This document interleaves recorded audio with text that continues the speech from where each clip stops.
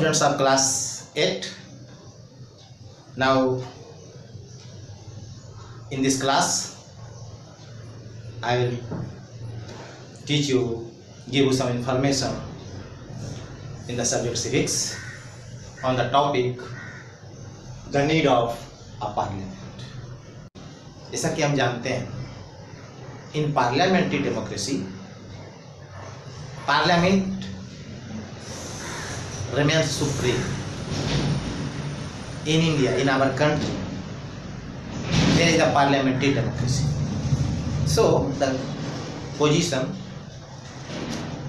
the place of parliament is supreme. It is the main legislature of the country. That means it is the main body to legislate, to make the law at the union level.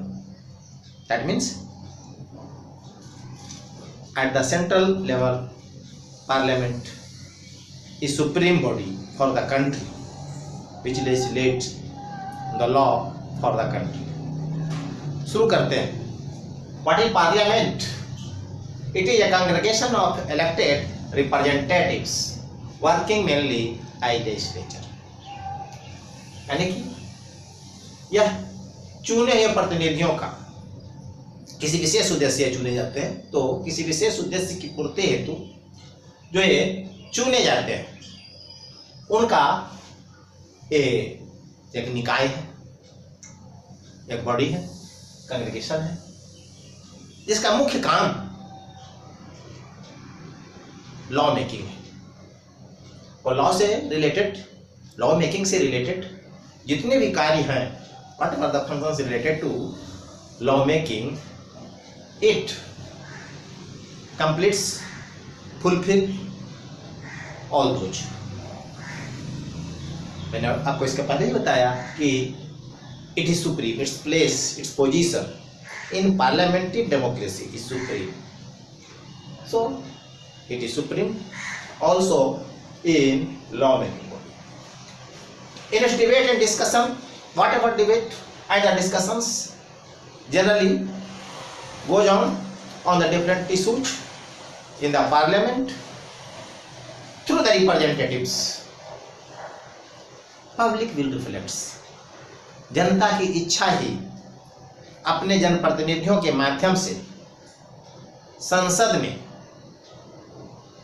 प्रतिध्वनित होता है. Parliament को हमारे देश में जो नाम दिया गया, हर देश में अपने अपने स्थान, अपने अपने देश में इसको अलग अलग नाम दिया गया है. हमारे देश में इसे संसद कहा गया है, भारतीय संविधान में इसे संसद का नाम दिया गया है. तो इस संसद में जब भी किसी विषय पर बहस मुबाहिसा होता है जनप्रतिनिधियों के बीच में, तो जनप्रतिनिधियों के द्वारा जो भी वक्तव्य दिए जाते हैं, जो विचार दिए जाते हैं, जो उनके मत होते हैं, वो मत जो है जिन लोगों ने उन्हें चुना हुआ होता है, जिनके द्वारा वो चुन के भेजे जाते हैं, वास्तव में उनके मत को, उनके ओपिनियन को वो रिफ्लेक्ट करता है.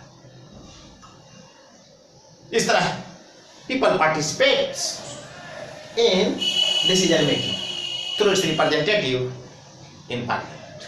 इस तरह जनता ही है जो अपने जनप्रतिनिधियों के माध्यम से डिसीजन मेकिंग जो पार्लियामेंट में होता है उसमें पार्टिसिपेट करती है. तो ये पार्लियामेंट वास्तव में हमारे यहाँ यूनियन लेजिस्लेचर जो है वही पार्लियामेंट है, इसे संसद का नाम दिया है.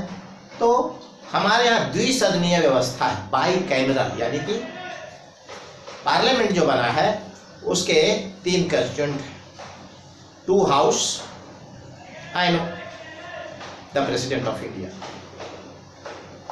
द प्रेसिडेंट जो कि द हेड ऑफ स्टेट भी है हमारे यहाँ, हमारे देश के प्रधान है, जो कि आप जानते हैं कि इंडिया इज रिपब्लिक, और रिपब्लिक में जो है प्रेसिडेंट चुने जाते हैं, और जो प्रेसिडेंट जो चुने जाते हैं इनका जो पोजीशन है वो हेड ऑफ स्टेट का है.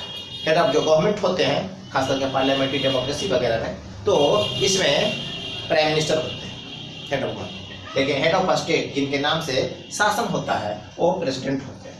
इसके अलावा जो 2 हाउस है, upper house and lower house, which is also called Rajya Sabha and Lok Sabha respectively. तो ये राज्यसभा जो है अपर हाउस है यानी हाउस ऑफ स्टेट है, और ये लोकसभा लोअर हाउस है, generally a house of representatives which are elected by the people in general election. President पहले समझे जाने क्या उनका जो वास्तव में पोजीशन है, एक शॉर्ट डिस्क्रिप्शन ऑफ प्रेसिडेंट। तो इस प्रेसिडेंट को चुना जाता है in republic, the president is elected. तो कैसे, किनके द्वारा? Elected by members of both houses, यानी कि राज्यसभा और लोकसभा के जितने भी मेंबर्स हैं वो राष्ट्रपति के चुनाव में भाग लेते हैं, प्रेसिडेंट के चुनाव में भाग लेते हैं। साथ ही साथ हमारे देश में जितने भी लेजिस्लेटिव असेंबलीज हैं उनमें जो एमएलए हैं वो सारे एमएलए भी इस प्रेसिडेंट के इलेक्शन में भाग लेते हैं, यानी कि they also vote, they also participate in election of the president. अब जानते हैं कि हमारे यहाँ जो स्टेट, तो जो हर स्टेट में लेजिस्लेटिव असेंबली तो है ही है। 3 यूनियन टेरेटरी में भी आज के डेट में हमारे यहाँ लेजिस्लेटिव असेंबली है, पुडुचेरी, दिल्ली एंड जम्मू एंड कश्मीर। तो यानी कि इनके जो एमएलए हैं वो भी जब भी प्रेसिडेंट के इलेक्शन होंगे उसमें पार्टिसिपेट करेंगे एज वोटर। एक जो प्रेसिडेंट हमारे यहाँ जो चुने जाते हैं उनका टेन्योर, कार्यकाल जो है, एक बार जब चुने जाते हैं तो सामान्य अवस्था में 5 साल का होता है। और इस प्रेसिडेंट का एक जो बहुत बड़ा, जो कह सकते हैं कि रोल जो हमारे यहाँ है, उनकी जो स्थिति, उनका जो पोजीशन है, the president is also not only he is the head of a state only, he is not only the part of the parliament, but he is also as the supreme commander of armed forces। इस तरह से हमारी जो सेना है, हमारे देश की जो सेना है उसके, है ना, सबसे चीफ कमांडर के रूप में ये प्रेसिडेंट होते हैं। इसी कारण को, है ना, president can declare war and peace और any treaty with any other country, being the commander. Appoints highest officials, इनका जो मुख्य काम है, बहुत सारे हैं, शॉर्ट में अगर देखें तो he is the highest appointee authority of the highest officials of different office bearers in our country। तो उसमें सबसे पहले अगर हाईएस्ट जो कह सकते हैं जो ऑफिस बियरर है तो प्राइम मिनिस्टर है और other minister of his cabinet. तो कैबिनेट के जितने भी मिनिस्टर हैं on the advice of prime minister and prime minister itself himself और himself being the leader of the majority party generally claims before president to be appointed as the prime minister and the president appoints prime minister and on advice of the prime minister other ministers of the cabinet. इसके अलावा हमारे state में जो governor है, different state है, या UTS में जो है लेफ्टिनेंट गवर्नर्स हैं, कहीं हाई कमिश्नर्स हैं, तो इनकी नियुक्ति भी प्रेसिडेंट के द्वारा ही की जाती है। साथ ही साथ जितने भी हाई कोर्ट हैं और उसके जज हैं, चीफ जस्टिस हैं, जस्टिस और chief justice, even the justice and chief justice of supreme court, all जजेज of High Court and Supreme Court, including its Chief Justice, are also appointed by the President, except AG, Auditor General, and Chief of the Army Staff, Arms Staff, Armed Staff यानी कि army, air force और navy, तीनों सेनाओं के प्रमुखों को president ही नियुक्त करते हैं। और हमारे यहाँ तो एक जो है ना, chief of all army staff का एक जो पोस्ट क्रिएट किया गया है उसके भी अपॉइंटेड अथॉरिटी द प्रेसिडेंट ही होते हैं। तो इस तरह से राष्ट्रपति की भूमिका जो है, प्रेसिडेंट की भूमिका जो है काफी महत्वपूर्ण है। बिना प्रेसिडेंट के कंसेंट के बोथ ऑफ द हाउसेज अगर कोई बिल पास भी होता है तो एक्ट नहीं बनता है। इस तरह से पार्लियामेंट में प्रेसिडेंट जो है की भूमिका काफी महत्वपूर्ण होती है। अब अगर देखें यूनियन लेजिस्लेचर के जो कि बाइकैमरल होता है, तो अपर हाउस को तो इसे राज्यसभा कहते हैं, हाउस ऑफ स्टेट्स है, यानी कि इसमें स्टेट के चुने हुए प्रतिनिधि होते हैं। लोकसभा में जनता के चुने हुए प्रतिनिधि होते हैं। तो ये परमानेंट हाउस है, it can not be dissolve. एक बार जब इस है ना अस्तित्व में आया, उसके बाद से आज तक ये कंटिन्यू है और इट विल नेवर डिसॉल्व। हालांकि इसके जो मेंबर होते हैं in its capacity, what ever its capacity, 1/3 of member of Rajya Sabha retires after every 2 years, यानी कि 2/3 सदस्य जो है हमेशा राज्यसभा में बने रहते हैं, 1/3 हर 2 साल के बाद रिटायर कर जाते हैं। इस तरह से यह हाउस परमानेंट होता है और कभी डिसॉल्व नहीं होता है। इसका जो टेन्योर होता है, टेन्योर ऑफ ए मेंबर, यानी कि राज्यसभा के जो मेंबर होते हैं, जो चुने जाते हैं, जो राज्य के प्रतिनिधि होते हैं, राज्य की ओर से चुने जाते हैं, उनका टेन्योर 6 ईयर होता है, 6 साल के लिए चुने जाते हैं। हमारे संविधान में जो प्रोविजन है उसके हिसाब से highest number of members, Rajya Sabha में अधिकतम सदस्य जो हो सकते हैं वो 250 हो सकते हैं। हालांकि आज के डेट में यानी प्रेजेंट जो है हमारा जो है पार्लियामेंट का कंडीशन यानी राज्यसभा जो है उसमें नंबर ऑफ मेंबर्स जो है 245 है, जिसमें 10 जो है मेंबर प्रेसिडेंट के द्वारा नॉमिनेट किए जाते हैं और बाकी 233 at present is elected by the states. यानी कि राज्यसभा में 2 प्रकार के मेंबर होते हैं, नॉमिनेटेड और इलेक्टेड। इलेक्टेड बाय स्टेट्स यानी as a representative of state 233 और नॉमिनेटेड 12। इसका जो भी राज्यसभा की जो प्रोसीडिंग्स होती है, जब भी ये है ना सेशन में होती है, तो इसके जो प्रिजाइडिंग ऑफिसर होते हैं वो वाइस प्रेसिडेंट होते हैं, यानी कि ये एक्स ऑफिसियो चेयरमैन होते हैं। जब तक वाइस प्रेसिडेंट अपने ऑफिस में होता है यानी ऑफिस में बने रहता है, तब तक वह राज्यसभा के चेयरमैन होते हैं, यानी कि राज्यसभा की कार्यवाही का वो संचालन करते हैं। और इनकी सहायता के लिए वाइस चेयरमैन होते हैं। वाइस चेयरमैन जो है राज्यसभा के द्वारा चुना जाता है। राज्यसभा के मेंबर जो होते हैं वे वाइस चेयरमैन का चुनाव करते हैं, जबकि वाइस प्रेसिडेंट का जो चुनाव है, इनका जो इलेक्शन है, इनका जो इलेक्शन जब भी होता है तो इसमें member of both houses simultaneously elect vice president, यानी कि वाइस प्रेसिडेंट में लोकसभा और राज्यसभा दोनों के मेंबर पार्टिसिपेट करते हैं और दोनों मिलकर इलेक्ट करते हैं। इनका जो मुख्य काम है तो ये है ना generally ex officio chairman of the Rajya Sabha के रूप में तो काम करते ही हैं। साथ ही साथ जब कभी due to any reason the president is absent, it takes charge of the president in his or her absence. जब भी रिजनेशन के कारण, डेथ के कारण या किसी और कारणवश प्रेसिडेंट की ऑफिस यानी उनका पोस्ट खाली होता है, वैकेट होता है, तो ये वैकेट कभी होता नहीं है वास्तव में। जैसे ही मेडिकल जो है कुछ ग्राउंड पे प्रेसिडेंट छुट्टी ले लेते हैं या उनको है ना काम करने की स्थिति में नहीं होते हैं, तो तुरंत उनका स्थान जो है ये वाइस प्रेसिडेंट ले लेते हैं और vice president discharge the duty of the president in place of president in his or her absence. इस तरह से वाइस प्रेसिडेंट का भी काम काफी महत्वपूर्ण हो जाता है अगर प्रेसिडेंट जो है किसी भी कारण से अनुपस्थित हो, काम करने के योग्य नहीं हो, काम न कर पा रहे हैं।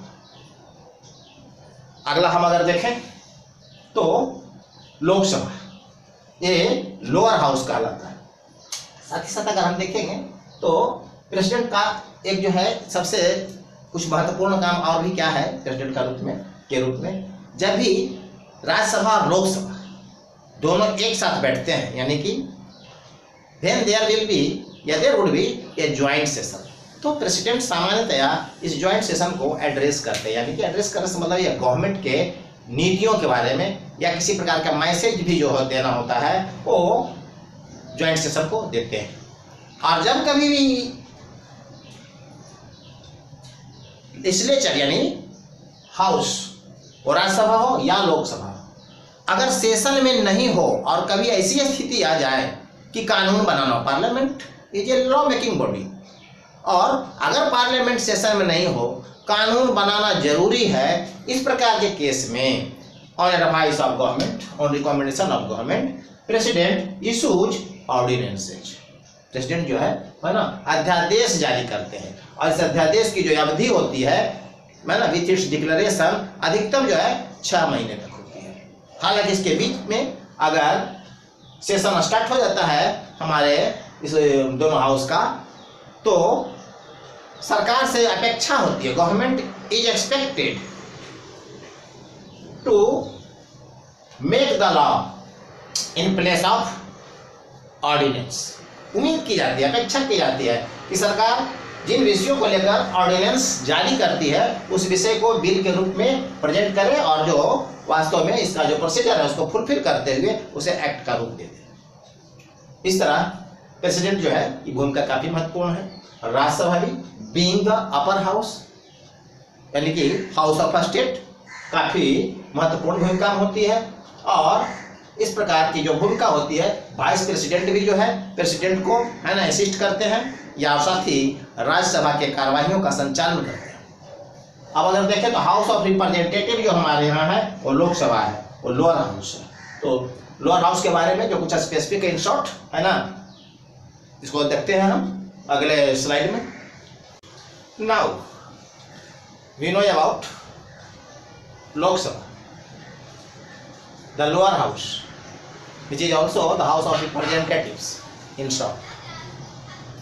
लोकसभा का जो कार्यकाल होता है, टेन्योर होता है, सामान्यतया वो 5 इयर्स का होता है। लेकिन जब कभी इमरजेंसी, नेशनल इमरजेंसी घोषित की जाती है, इन दैट केस इसके कार्यकाल को 1 साल के लिए बढ़ाया जा सकता है, यानी कि it is extended up to 6 years. जो हाईएस्ट मेंबर्स अगर कहें कि जो प्रोविजन है हमारे कॉन्स्टिट्यूशन में for the members of Lok Sabha तो 552, लेकिन एट प्रेजेंट अगर कहें तो जो लोकसभा की कैपेसिटी है वो यानी कि मेंबर्स ऑफ लोकसभा 545 है। इस 545 में जो इलेक्टेड रिप्रेजेंटेटिव्स है यानी इलेक्टेड एमपी है वो 543 है और नॉमिनेटेड जो है वो 2 है। ये जो नॉमिनेटेड जो है, ये जो 2 हैं, वो उस कंडीशन में इसका प्रोविजन है कि अगर पर्याप्त संख्या में in enough number if up to satisfactory numbers the members from the Anglo Indian community is not elected. In that case from Anglo Indian community president can nominate 2 members, यानी कि एंग्लो इंडियन कम्युनिटी से 2 member जो है president जो है nominate कर सकते हैं। इस तरह अगर हम देखें तो हमारे पास जो भी लोकसभा में जो कैपेसिटी है मेंबर्स की वो 545 है।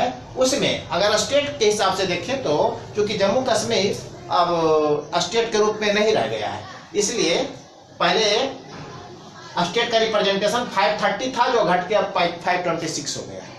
और यूटीएस का जो क्योंकि अब 2 यूटीएस बढ़ गए, जम्मू कश्मीर एंड लद्दाख, तो यूटीएस का जो रिप्रेजेंटेशन पहले 13 था वो बढ़कर अब 17 हो गया है और कुल मिला के ये 545।